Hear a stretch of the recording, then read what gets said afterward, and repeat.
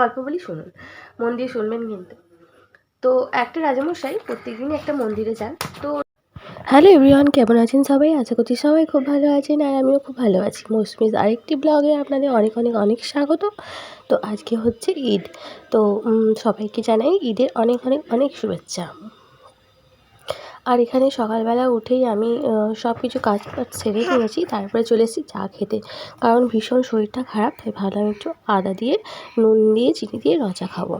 সেই মতো বানিয়েও ফেললাম। আর আমরা মেয়েরা যতই অসুস্থ হই না কেন, আর যতই একদম অসুস্থ হয়ে শুয়ে পড়ি না কেন, সেই উঠে আমাদের কী করতে হবে? আমাদেরকে মুখে তুলে দেওয়ার মতো কেউ নেই।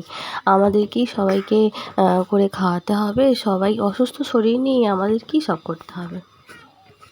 আর আমার ছোটো ছেলেকে এখানে একটু আদর করছি আর রুমছুটি করছি। আর ওকে একটা বিস্কুট দিয়েছি, অরিও বিস্কুট। ও কীভাবে বিস্কুটটা খাচ্ছে দেখো। এই বয়সে যে এত কিছু শিখে গেছে, সত্যি ভাবা যায় না।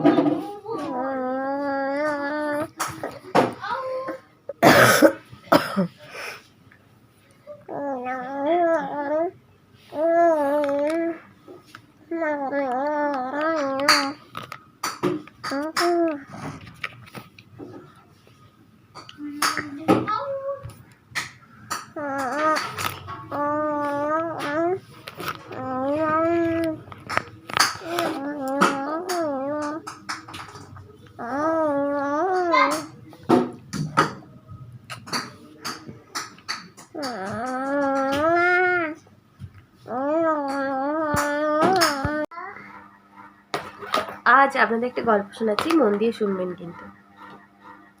তো একটা রাজামশাই প্রত্যেকদিন একটা মন্দিরে যেতেন। তো তিনি যখনই মন্দিরে যেতেন, তো দুটো ভিখারি, একটা রাজামশাইয়ের ডান দিকে বসতেন, একটা বাঁ দিকে বসতেন। তো ডান দিকের ভিখারি রোজ রাজামশাইকে কিছু না কিছু চাইতেন, বলতেন, রাজামশাই আপনার তো এত কিছু আছে, তো তার থেকে আমাকে কিছু দিন। আর বাঁ দিকের ভিখারি রাজামশাইকে কিছু চাইতেন না, তিনি ভগবানকে চাইতেন যে ভগমশাই তুমি তো রাজামশাইকে এত কিছু দিয়েছো, তো তার থেকে আমাকে যদি কিছু দিতে খুব ভালো হতো। ডান দিকের ভিখারি যেহেতু রাজামশাইকে চেয়েছিলেন, তো রাজামশাই একটা পরামর্শ নেন মন্ত্রীর থেকে যে কি কি দেওয়া যাবে।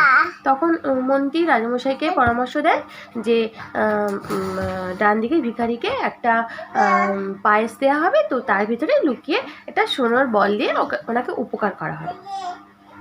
তো সেই মতো পরের দিন রাজামশাই মন্দিরে যান এবং সেখানে গিয়ে ডান দিকের ভিখারিকে ওই পায়েসটা দেন এবং তার ভিতরে একটা সোনার বল দেন।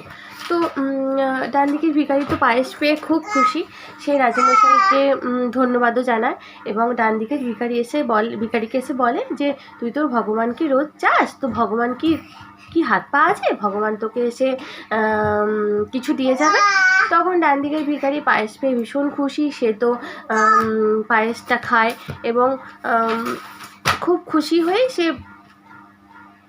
অনেকটা পায়েস, সে প্রথম দিকের পায়েসটা সবটা খেয়ে নেয় এবং লাস্টে একটুখানি পড়ে থাকে, সেটা বাঁ দিকের ভিখারিকে দিয়ে দেয়। পরের দিন এসে আবার সেই ডান দিকের ভিখারিটা মন্দিরে এসে বসে। তো রাজামশাই তাকে জিজ্ঞাসা করে যে তুমি আবার বসেছো, তো তুমি পুরো পায়েসটা খেয়েছিলে কি? তখন ভিখারিটা বলে যে না, আমি পুরো পায়েসটা খাইনি, একটুখানি পায়েস বেঁচেছিল, তো সেটা আমি বাঁ দিকের ভিখারিকে দিয়ে দিয়েছিলাম। তো পায়েসে যে সোনার বলটা ছিল সেটা পেয়েছিল বাঁ দিকের ভিখারি। তো এখানে হচ্ছে ব্যাপারটা, এখানে হচ্ছে মানুষে দিলে কুলায় না, আর ভগবানে দিলে ফুরায় না। ভগবান যে কীভাবে কাকে কীভাবে দেবে সেটা আপনিও জানেন না আর আমিও জানি না। তো ভগবানকে ডাকুন, ভগবানকে জানান নিজের দুঃখের কথা, নিজের প্রবলেমের কথা, তো ভগবান অবশ্যই আপনাকে কোনো না কোনোভাবে সাহায্য করবে। হ্যালো এভরিওয়ান, কেমন আছেন সবাই? এখন সন্ধ্যে 8টা বাজে। তো আমার বড় ছেলে পড়ছে এই যে, আর ছোটো ছেলে কি করছে, তার ঘাড়ের ওপর উঠে নাচানাচি করছে। আর এখানে আমি একটু রিলস করবো বলে একটু সাজুগুজু করে নিয়েছি, ছেলেকে পড়াচ্ছিও, সব একসঙ্গেই চলছে। আজকে রান্না বান্না নেই, শুধু আমার শ্বশুর শাশুড়িদের জন্য রুটি হয়েছে আর তরকারি হয়েছে। আমাদের হচ্ছে বিরিয়ানি আসবে একটু পরে, তো বিরিয়ানি খাবো আজকে। ঈদ মুবারক বলে, ঈদ বলে। তো সবাই তোমরা কেমনভাবে ঈদ সেলিব্রেট করলে একটু জানিও, আর আশা করছি সবাই খুব ভালো আছো, আর আমিও খুব ভালো আছি। তো হ্যালো ফ্রেন্ডস, আমরা দেখো বিরিয়ানি নিয়ে বসে গেছি, তো চলো ওপেন করা যাক। হাজি বিরিয়ানি, দুটো থালা নিয়ে করতে নেই, দুটো থালা নিয়ে নিয়েছি।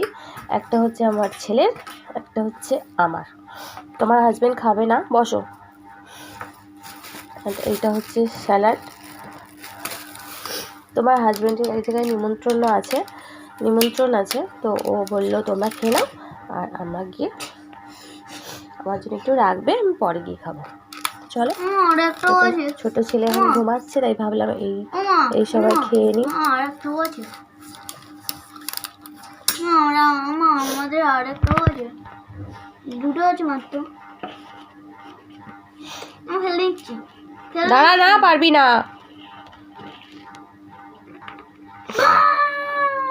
ওরম করতে নেই।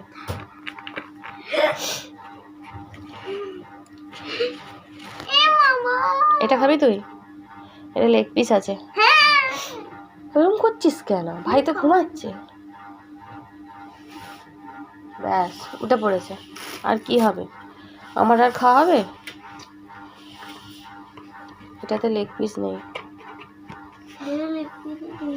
ভাই দেখলে এক্ষুনি খাবো করবে, হাম করবে। এটাতেও লেগ পিস আছে, বাট লেগ পিসটা ভেঙে গেছে। এটা আলু, এটা স্যালাড।